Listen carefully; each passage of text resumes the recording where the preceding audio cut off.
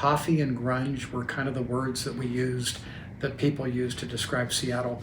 And it's totally changed. We've transformed into an incredibly smart city, a place where people want to come and work for all the right reasons. Tom, after 15 years at this DMO, what are you most proud of accomplishing? Well, I think we've got an incredible team we've assembled through the years to sell a remarkable city. And I think it requires a great team to do that. And we've been doing that. So I think I'm most proud of the work we've done, both creatively and certainly from a sales standpoint for the future of Seattle, but really the team that we've got in place and the industry that has come together in such a great way over the years. And for all of my 15 years, the industry has gotten stronger and stronger, and that led us to have a lot of stability, I think, during the pandemic. So the team has been great. I'm certainly gonna miss that in a big way, but very proud of what we've done. I think the biggest changes have been from Seattle's profile worldwide, globally. If you look at 20 years ago, we were known primarily as certainly a port city. Grunge music was always the go-to for a lot of people thinking about Seattle. Coffee and grunge were kind of the words that people used to describe Seattle. And it's totally changed. We've transformed into an incredibly smart city, a place where people want to come and work for all the right reasons, things to do, the creative balance in life, from the outdoors to technology to medical jobs to just about anything. And we've done really a great job in being totally diversified in the sense of business, leisure travel, conventions. The city's just grown in every way possible. We used to be an incredibly seasonal city back in those days, where we had several months of the year that were very busy, and then a lot of the year that was not as busy. That's all changed. We've got now really 11 months of very, very strong demand in every part of the travel business. And I think I'm most proud that Seattle really at heart hasn't changed a lot. It is still a really unique port city, proud of what we are, and yet not a boastful or a city that jumps on cute slogans. And so we've remained true to who I think we really are as a city. When it's all said and done, for the most part, meetings and attendance at a convention is what really either makes a meeting successful or maybe not as successful.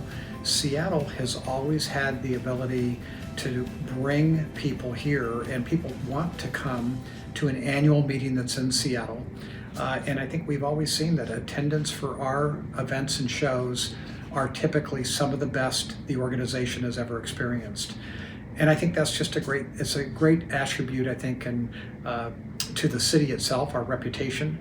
We're I'd say not necessarily the number 5 in the top 5 top tier cities for big meetings and conventions and trade shows, and yet people want to be here to see what's going on in Seattle. So that's really exciting. And I think the walkability, the placement of our convention center and soon our convention centers to hotel proximity to downtown, from the waterfront to the neighborhoods, is unlike most cities. You don't really need a car when you come and attend a meeting here. You can walk everywhere you need to go. Depending on the time of the year, but I think certainly something out on the water. I think we have a lot of groups that will do something pre or post or during their event, an evening on the lake, a cruise in the Sound, out to an island, or some of our remote areas where you can actually do some special events. I think that would be a must-do for a group that wants to really spend the time and see the Northwest. I think some of our iconic institutions and organizations that are here, if it's the Seattle Center, where we had our World's Fair just about 60 years ago, from Climate Pledge to the Chihuly Glass Museum, to the Space Needle, to Mopop, our pop culture museum of music and really just fun fun activities in the pop culture life, from Jimi Hendrix to Nirvana to Pearl Jam to the famous group Heart. I mean, everybody loves music and how that's tied into Seattle's history. We've done a lot of groups that have taken advantage of that campus and have done a number of things around that, in either large groups or small groups, and it's really a must-see either as a part of a program or just individually. And then I think neighborhoods. I think we've got some of the great neighborhoods that are walkable from downtown.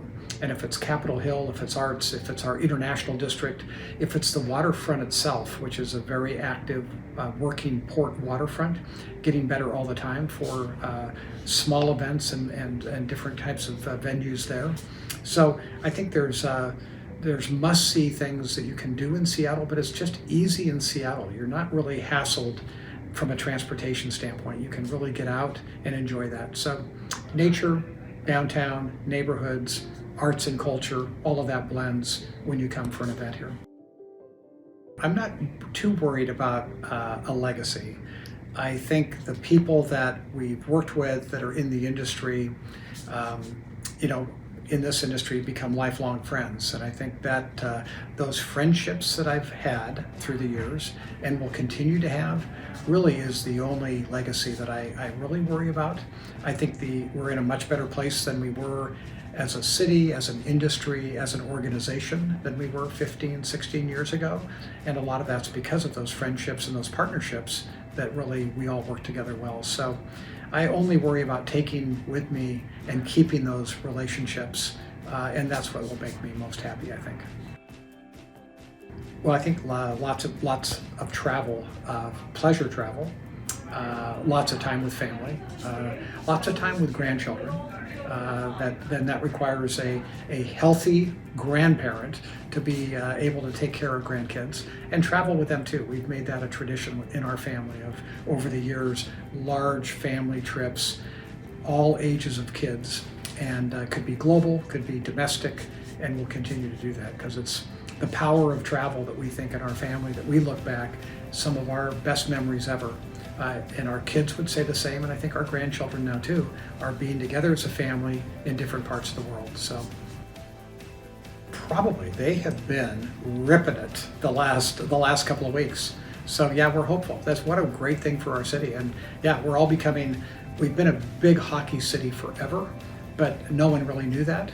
And I think now we're all learning a little bit more, those of us that don't know hockey as well, and very proud of that team. So yeah, I think they will.